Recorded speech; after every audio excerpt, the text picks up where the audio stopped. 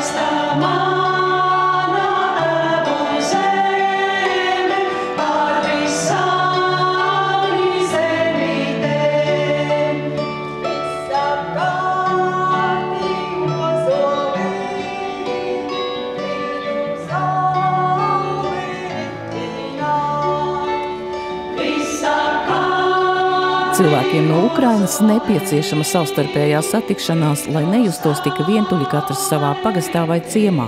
Jau no kara pirmajām dienām vislielāko bēgļu skaitu uzņēmis Vaņodas pagasts. Dodot mājvietu, biju šajā internātskolas internātā. Uz doto brīdi ir 55 ukraiņu bēgļi, bet vienu brīdi bija 90 pāri. Pirmie jau atbraucās tāda skolnieka grupa, kur bija skolotāji kopā ar skolniekiem. Tie bija pirmie, kas pie mums atbrauca. Tur bija 42 viņi tajā grupā.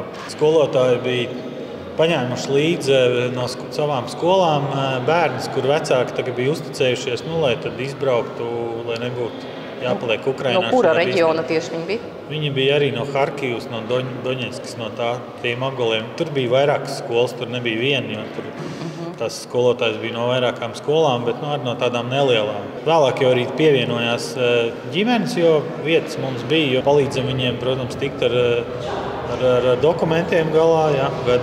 Esam vedājuši viņus uz imigrācijas dienestu, kurš tur īsti nevar arī aizbraukt. Socdienas, protams, līdz sakārtot visus pabalstu jautājumus un arī visādas ikdienišķas lietas, ja kaut kas ir nepieciešams, tad ko mēs spējam to līdzem, sadarbojoties arī ar Tabita sirds, kas ļoti daudz līdz viņiem, apzinot viņu vajadzības. Un uz doto brīdi arī 5 ukraiņu bērni iet skolā, 2 vai 3, ja nemaldos, bērndārzā. Tā kā viņi arī ir iejutušies tādā kontekstā.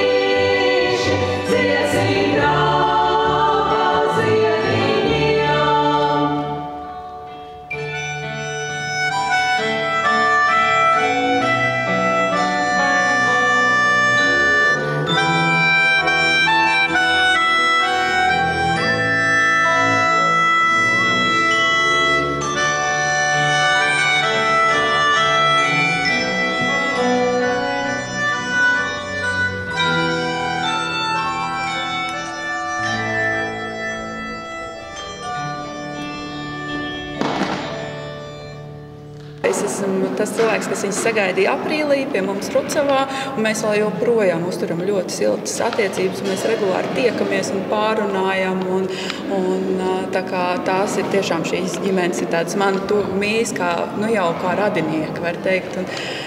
Un arī Rucavā mums ir bijuši, Rucavā viesojušies un braukuši cauri ap 60 Ukraiņas bēgļiem. Šobrīd dzīvo 9 personas, tās ir 2 ģimenes un arī strādā Rucavā, kas par mums ir ļoti liels prieks. Bet kopumā mums ir 60 cilvēki bijuši un lielākā daļa ir bijuši tie, kas ir bijuši ceļā uz dziļāk Eiropai, tranzītā.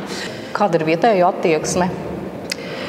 Vietējo attieksme ir ļoti pozitīva un ļoti pretīmnākoša, jo īstenībā, ja mēs parunājam ar vecākiem ļaudīm, tad viņi atcerās šo laiku, kad šis nav pirmais laiks, kad ir bijuši jāuzņem bēgļi, un viņi arī saprotoši ir no tā, ka mēs zinām no vēstures datiem par to, ka arī latviešu tauta ir bijuši šajā lomā, un neviens nevēlas atgriezties tādā situācijā, kad mums ir jāpamet savas mājas. Ļuba un Dmitrijs ir no Hersonas, Latvijā ieradušies aprīlī.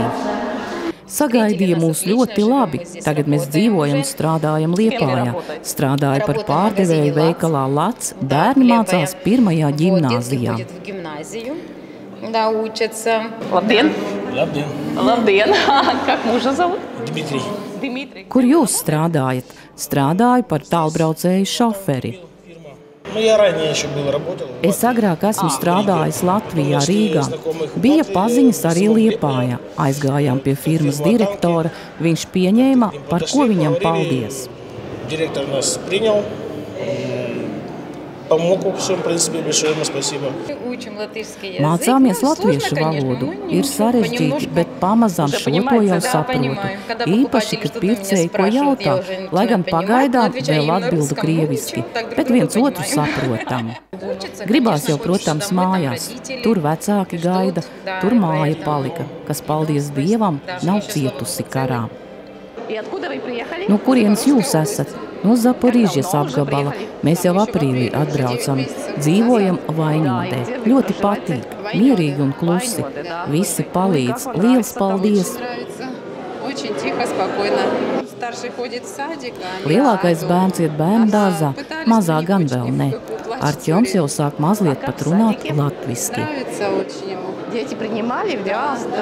Tiek piedāvāt arī varbūt latviešu valodas tās mācības, ja? Tur tā ne visi uzreiz saka jā, jo viņiem tiešām doma atgriezties. Un es zinu, ka arī vairāki ir pieteikušies šajos kursos, ko mēs viņiem piedāvājam, kur meklēt šo palīdzību, vai arī paši ir atraduši šo informāciju un gatavojās mācīties latviešu valodu. Bet darba iespējas ir viņiem kaut kādas? Pieaugušiem tomēr kaut kur jāmeklē, darbs ir. Sākotnēji un tagad arī strādā daļradas kokā, kā arī zinu, ka 2 brauc uz Priekuli strādāt. Tiklīdz viņi atbrauc, mēs, protams, nointervējam, ko katrs, kāda ir profesija, ko ir darījis, un tad arī padodam šo informāciju apkārtējiem uzņēmējiem vai arī paši pa saviem kanāliem, gan darbinieki dodam ziņu, kad ir tādas iespējas, un ja kādam vajag, tad arī lai var strādāt.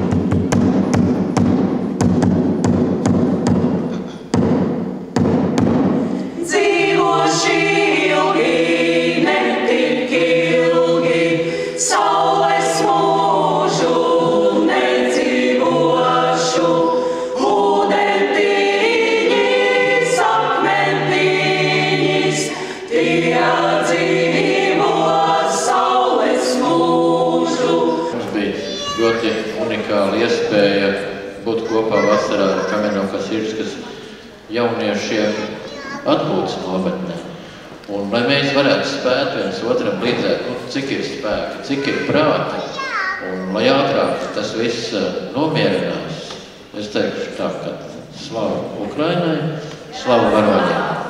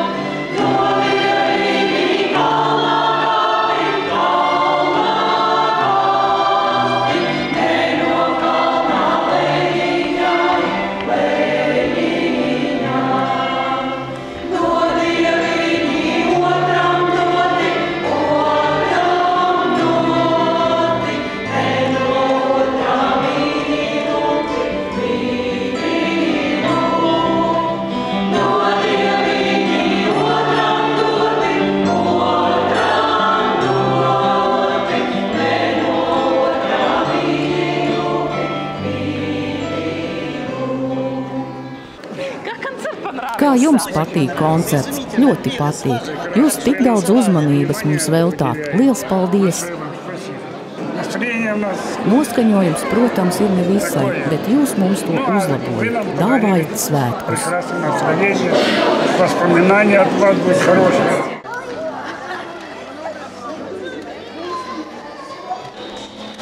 Īpašs prieks un pārsteigums ukraiņu bērniem jaungada paciņas ar noderīgām lietām, ko sarūpējusi labdarības organizācija Tabitas sirds.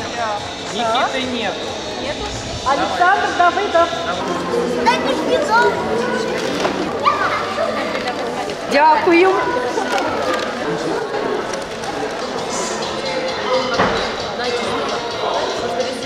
У нас пшеница. У нас пшеница. Labdien, labdien, labdien. Labdien. Kāds šodien noskaņojums? Ļoti labs. Dāvanas saņēmāt? Ļoti liels paldies jums. Подарки получили.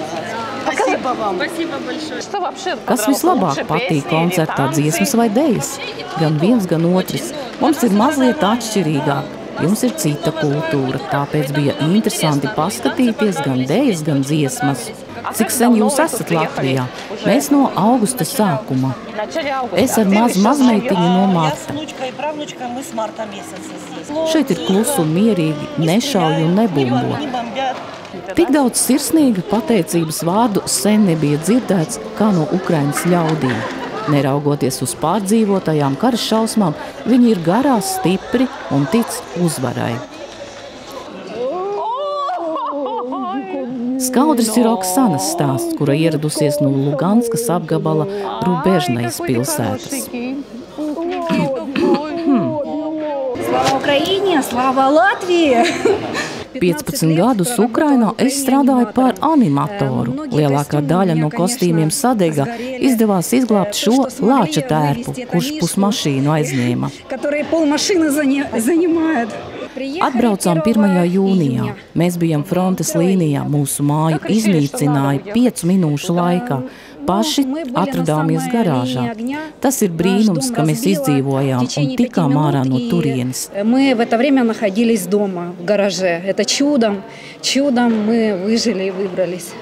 Kad braucām projām, redzējām cilvēku līķus. Tas bija šausmīgi. Liels paldies, ka jūs mūs pieņemat un palīdzat gan materiāli, gan garīgi. Te ir mūsu otrās mājas. Plauksti Latvija un līdzi tai visi latvieši. Es saprotu, ka arī jums ekonomiski nav viegli. Liels paldies! Jūs esat maza zeme ar lielu sirdi. Слава Украине! Героям слава! Ой, медвежонок! Paldies! Atā!